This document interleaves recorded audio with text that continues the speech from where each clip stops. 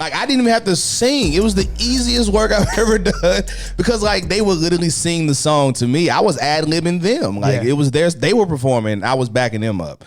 It was just an amazing experience, man. Like, to have that type of, I think every artist, when you take the time to share your art with the world, like, you get over your own fear and your own doubt and you share this art with the world. Yeah. And to get that reception back, you can't put that into words, man. You literally started, he's like, mountains for you.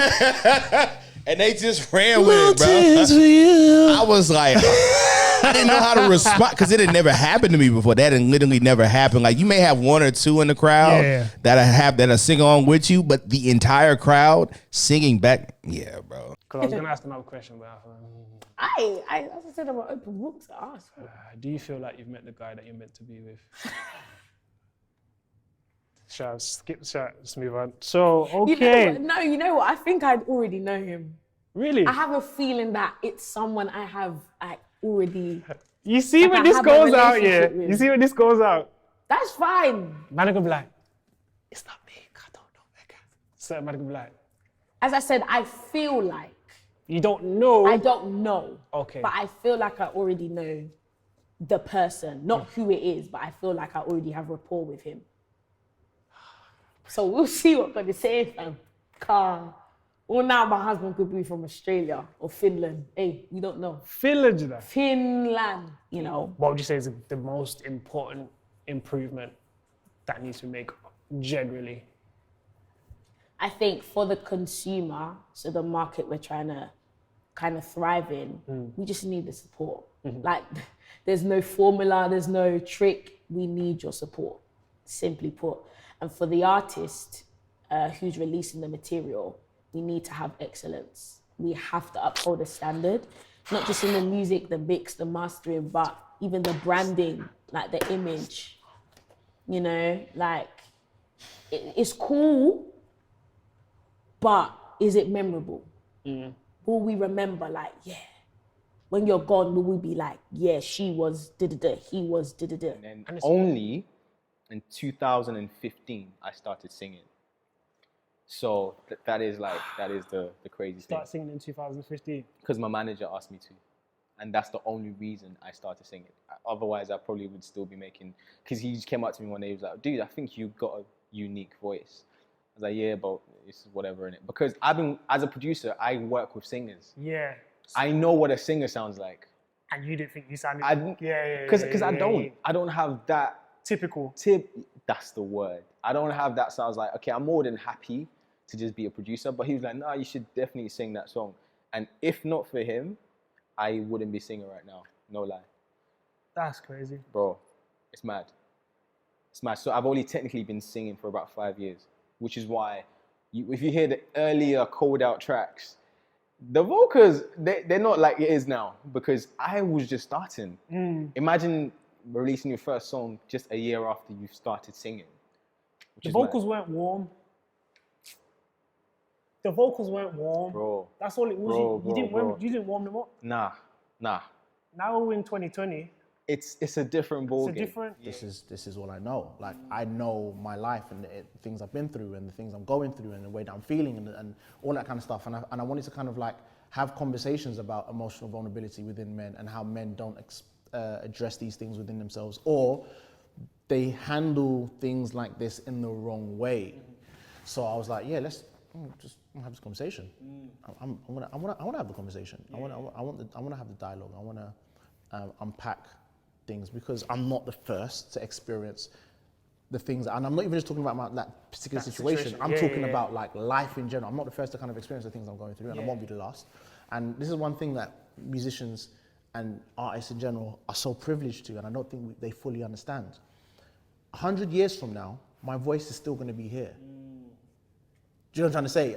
200 years from now, if they're supposing all this stuff is like technology is still there and the catalogs are still there and nothing's been taken down, like my voice is still going to be heard. There's going to be a 16-year-old in the year 2049 that's going to be coming across Triple O for the first time and be like, you know what? Yeah, oh my gosh, like is this what he went through? Yeah, let me pat myself quickly so I don't fall into, okay, cool, this is how to handle the situation. You know what I'm trying to say? And for me, everything I do is focused on legacy. before we get into all of that, for people who don't know who you are, Yeah. tell them who Faith Child is. I'm the most good-looking Nigerian man you will ever meet. I'm looking right in the camera. You're not on this journey alone. And what you're going through, you're not the first person to go through it.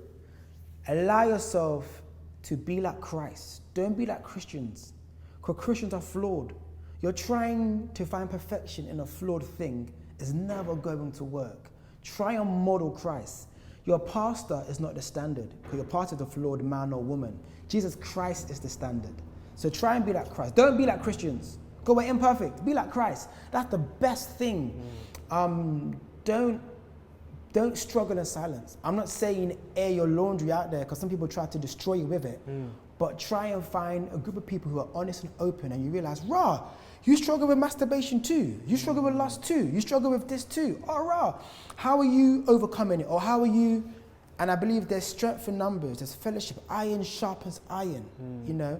And just know that you're not alone. You're not alone. And the moment when you feel like running away from God are the moments you should run to Him. I had my first appointment.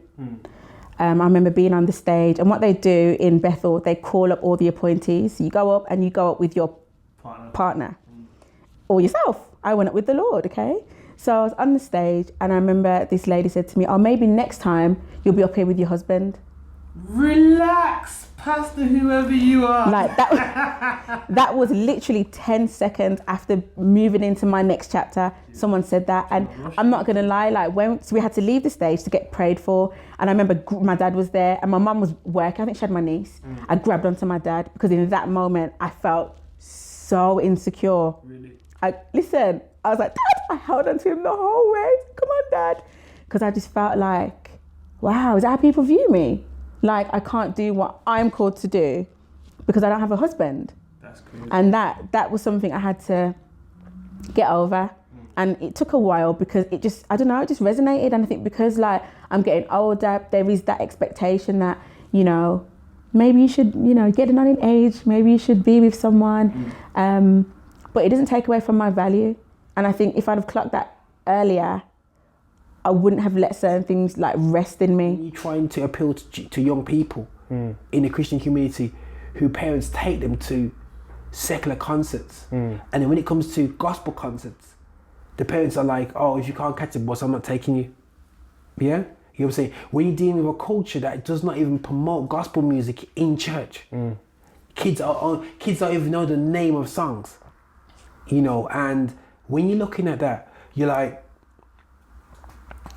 what am I doing? Man, this is like, what am I really doing? Because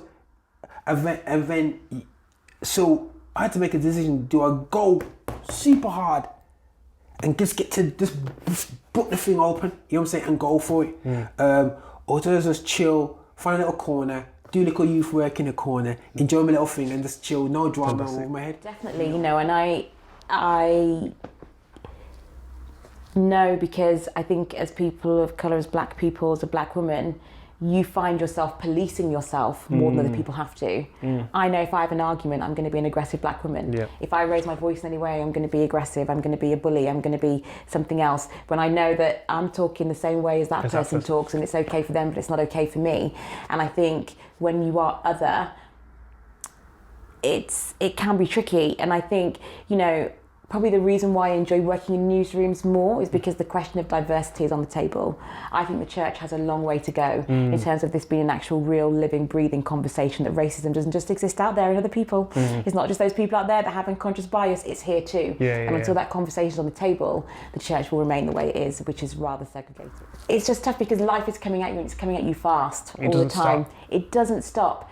And regardless of whatever happens, you have to keep going. And I think that is a challenge as a Christian, is how do we maintain the ways of Jesus whilst life is coming at you fast? And I think somehow we haven't really quite even worked out our theology on the nuance of life and how tricky it actually is. When do you take time out? When do you keep going? When do you think a door's a closed door? When do you think it's a door you need to push? All of these things are the challenge of what would Jesus do? Because ultimately, a lot of things are happening. You don't actually know. Like it's not a clear-cut situation. Should I stay at this church? Should I leave this church? Okay, people aren't perfect here, but they're only human. So am I. Like, when do I stop saying, oh well, you know, if you see a not perfect church, join it and try and make it better? And when do we say, actually, this is like a toxic situation and one needs to extract themselves? You know. So I think that's the toughest challenge in faith, is that I think in the church, unfortunately, we don't have a whole lot of honesty about the fact that so many of these things are really tricky, really nuanced. And so instead we just choose to just not engage with it and just back away, which makes it a disingenuous, is that even the right word? It's just disingenuous place.